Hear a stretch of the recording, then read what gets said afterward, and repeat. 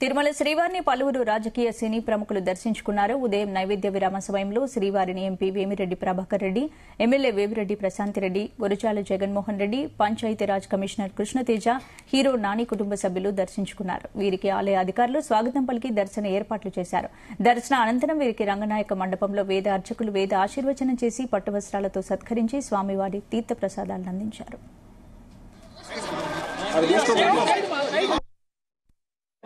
శ్రావణ మాసం 3వ శనివారం రోజు స్వామివారి దర్శనాన్ని డాక్టర్ బాలకృష్ణ గురూజీ గారితో అలాగే వినయ్ గురూజీ గారితో కలిసి అలాగే చిత్తూరు శాసనసభ్యులు జగన్మోహన్ రావుతో కలిసి ఈరోజు స్వామివారి దర్శనం చేసుకోవడం జరిగింది.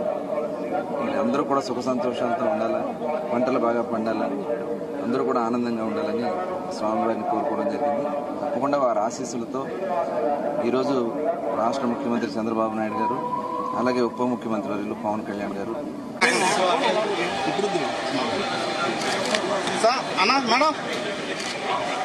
మేడం